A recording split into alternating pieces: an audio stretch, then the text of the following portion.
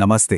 कहते हैं ना कि शब्द कभी कभी हथियारों से भी ज्यादा ताकतवर होते हैं, और भारत की आजादी की लड़ाई तो इसका सबसे बड़ा सबूत है। कुछ ऐसे नारे थे जिन्होंने लाखों करोड़ों लोगों में एक नया जोश भर दिया था। पर क्या कभी सोचा है कि इतिहास के इन सबसे दमदार नारों की शुरुआत आखिर हुई कहां से थी? इनकी कहानी अक्सर बहुत हैरान करने वाली होती है। तो चलिए एक सवाल से ही शुरू करते हैं।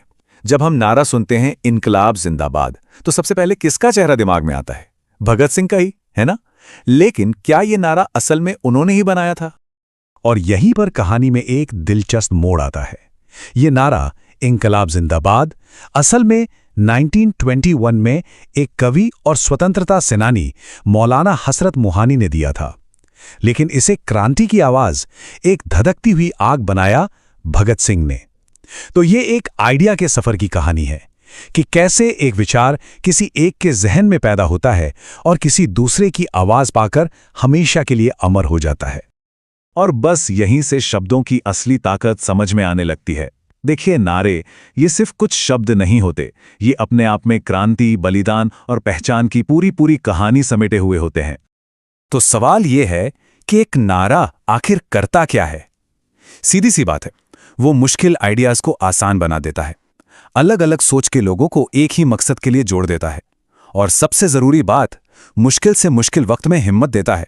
और भारत की आजादी की लड़ाई में इन नारों ने बिल्कुल यही काम किया था। तो चलिए अब कुछ ऐसे ही जबरदस्त और क्रांतिकारी नारों की बात करते हैं। वो नारे जिन्होंने ब्रिटिश साम्राज्य की नींव तक हिलाकर रख दी थी और एक बड़े बदलाव की मांग की थी।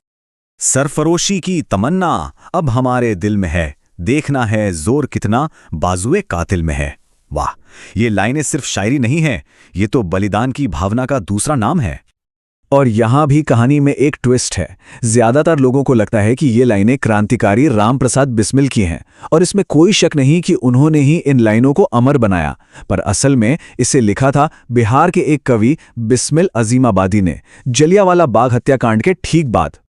और फिर आता है वो नारा जिसमें जोश कूट कूट कर भरा था, तुम मुझे खून दो, मैं तुम्हें आजादी दूंगा। सोचिए, 1944 में बर्मा में सुभाष चंद्र बोस अपनी इंडियन नेशनल आर्मी के सैनिकों में जोश भर रहे थे। ये सिर्फ एक नारा नहीं था, ये आजादी के लिए अपना सब कुछ दांव पर लगा देने का खुला आह्वान था। अच्छा, ये तो थे क्रांतिकारी नारे। अब जरा उन नारों की तरफ चलते हैं जिनका मकसद था लाखों आम लोगों को एक साथ लाना, एक ऐसे आंदोलन के लिए जो भले ही अहिंसक था पर बेहद शक्तिशाली था। बात है 1942 की। माहौल एकदम गर्म था, क्रिप्स मिशन फेल हो चुका था और अब आजादी की मांग पहले से कई ज्यादा तेज हो गई थी। बस इसी माहौल में जन्म हुआ भारत छोड़ो आंदोलन का। और फिर 8 अगस्त 1942 को महात्मा गांधी ने देश को एक सीधा और साफ मंत्र दिया, करो या मरो। ये एक टर्निंग पॉइंट था, एक ऐसा मोड़ जो बता रहा था कि अब बस आर या पार की लड़ाई है। लेकिन एक मिनट, क्या कभी सोचा है कि इस आंदोलन का जो नाम था भारत छोड़ो यानी क्विट इंडिया, ये नारा आया कहां से? ये गांधी जी ने तो नहीं दिया था। तो फिर किसने? इसका क्रेडिट जाता है यूसुफ मेहर अली को। वो एक समाजवादी नेता थे, और कमाल की बात यह है कि उन्होंने सिर्फ भारत छोड़ो ही नहीं बल्कि 1928 में साइमन गो बैक का नारा भी दिया था। बाद में भारत छोड़ो नारे को गांधी जी ने अपनाया और ये पूरे देश के आंदोलन का नाम बन गया। चलिए अब कुछ ऐसे नारों की बात करते हैं जो किसी एक आंदोलन तक ही सीमित नहीं रहे, बल्कि वो एक एकीकृत भारतीय पहचान, मतलब हमारी अपनी इंडियन आइडेंटिटी के सिंबल बन गए। जैसे कि जय हिंद, आज हम सब इसे इस्तेमाल करते हैं, पर इसकी शुरुआत की थी ज़ैन उल आबिदीन हसन ने। फिर नेताजी सुभाष चंद्र बोस ने इसे अपनी INA का ऑफिशियल सैल्यूटेशन बनाया, और देखिए आज़ादी के बाद ये पूरे देश का सैल्यूटेशन बन गया। बिल्कुल इसी तरह वंदे मातरम को देखिए, ये असल में बंकिम चंद्र चट्टोपाध्याय के नॉवल आनंद मठ का एक गीत था। लेकिन 1905 के स्वदेशी आंदोलन में ये एक ऐसा नारा बना जो राष्ट्रीय गौरव का प्रतीक बन गया।